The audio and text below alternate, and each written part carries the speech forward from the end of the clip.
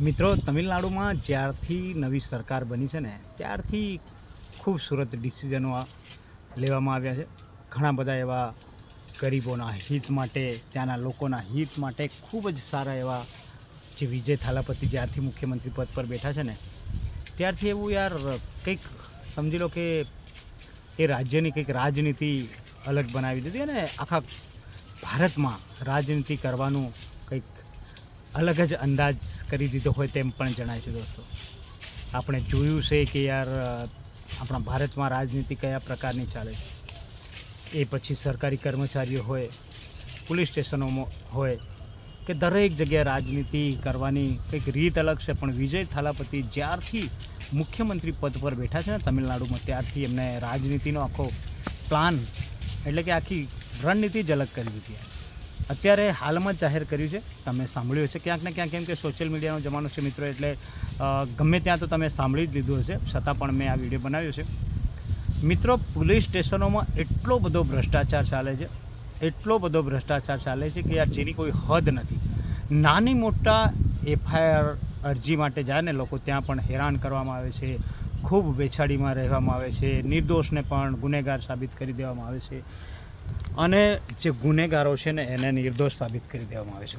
તો એક આ ખૂબસૂરત ડિસિઝન એવું છે ને દોસ્તો કે એમને દરેક પોલીસ સ્ટેશનમાં એક સીસીટીવી કેમેરા જે લગાવવામાં આવ્યા છે ને, ત્યાંના સીધા સીસીટીવી કેમેરાની ફૂટેજ જે મુખ્યમંત્રી જોઈ શકે, એટલે કે એની મુખ્યમંત્રીની ટીમ જોઈ શકે ને એ રીતે ત્યાંનું આયોજન કરવામાં આવ્યું છે.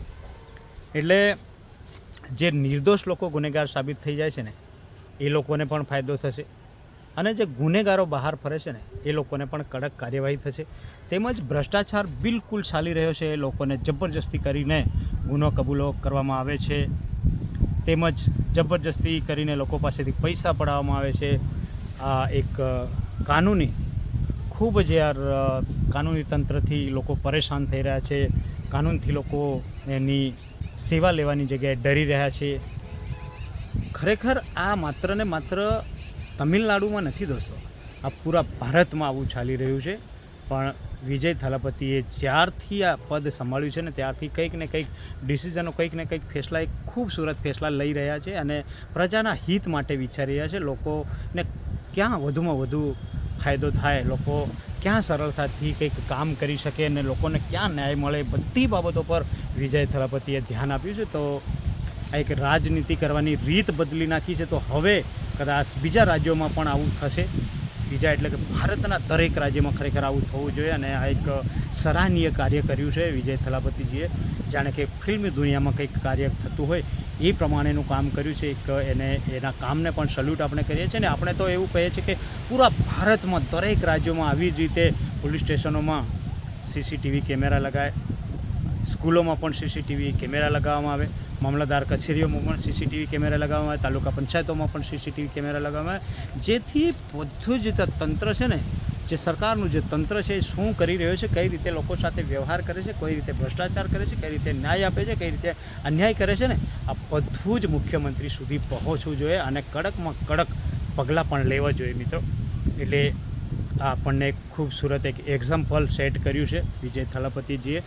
તો ખરેખર પૂરા ભારતમાં પણ આવું થવું જોઈએ અને ભારતના લોકોને વધુમાં વધુ સારી સેવા મળે, લોકો સાથે અન્યાય ના થાય એ બાબતને પણ જો આવું થવાથી લોકોને ખૂબ જ ફાયદો થવાનો છે. કેમ કે દરેક સરકારી કર્મચારીઓ હોય ને એ ભ્રષ્ટાચાર કરવા જ જુએ છે, ક્યાંક ને ક્યાંક કંઈક ને કંઈક મેળવવાની જ વિચાર કરે છે અને એવી જ આ રાજનીતિ પણ કરે છે, નેતાઓ પણ આવું કરે છે, સાથે સાથે આ જે કર્મચારીઓ પણ આવું કરે છે દોસ્તો. એટલે પોલીસ સ્ટેશનના જે આ ડિસિઝન લીધું એ પ્રમાણેનું ડિસિઝન દરેક ક્ષેત્રમાં થવું જોઈએ, બધી જ જગ્યાએ આવું થવું જોઈએ અને પૂરા ભારતમાં થવું જોઈએ મિત્રો. જેથી આવા વિચારો લાવવા બદલ વિજય થાલાપતિજીને ખૂબ ખૂબ ધન્યવાદ, દિલથી આભાર. હું એમનો ખૂબ જ મોટો ફેન થઈ ચૂક્યો છું. એટલે મિત્રો, તમને પણ જો આ વિડીયો સારો લાગ્યો તો બીજા લોકોને શેર કરજો, જેથી દરેક રાજ્યમાં જવો જોઈએ આ વિડીયો. અને ખાસ કરીને આપણા ગુજરાતમાં ખૂબ જ આ કૌભાંડો ચાલી રહ્યા છે, એટલે મુખ્યમંત્રી સુધી આ વિડીયો પહોંચવો જોઈએ અને વડાપ્રધાન સુધી આ વિડીયો પહોંચવો જોઈએ એવી આશા છે. તો કદાચ આપણા ગુજરાતમાં પણ કંઈક બદલાવ આવે, તેવી જ રીતે પૂરા ભારતમાં પણ બદલાવ આવે ને દોસ્તો, એવી આપણી આશા અને અપેક્ષા છે. તો આવા મુખ્યમંત્રી જો દરેક રાજ્યમાં મળી જશે ને ત્યારે ભારતનો સાચો વિકાસ થઈ જશે દોસ્તો. કેમ કે વિકાસ કરવા માટે માત્ર રાજનીતિ કરવી જરૂરી એ નથી, એના માટે એક્ઝામ્પલો પણ સેટ કરવા ખૂબ જરૂરી છે, જે રીતે વિજય થલાપતિજી કરી રહ્યા છે, જે સરાહનીય કાર્ય દરેક ક્ષેત્રમાં સરાહનીય કાર્ય કરી રહ્યા છે દોસ્તો. એ વીજળીની વાત હોય યા અન્ય ખેતીવાડીની વાત હોય, અન્ય કોઈ પણ ક્ષેત્રમાં જઈએ ને તો વિજય થલાપતિ જે કાર્ય કરી રહ્યા છે ને એવા કાર્યો પૂરા ભારતમાં થવા જોઈએ મિત્રો. તો મિત્રો તમારું શું કહેવું છે આ વિડીયો પર એ કમેન્ટ જરૂરથી કરજો દોસ્તો.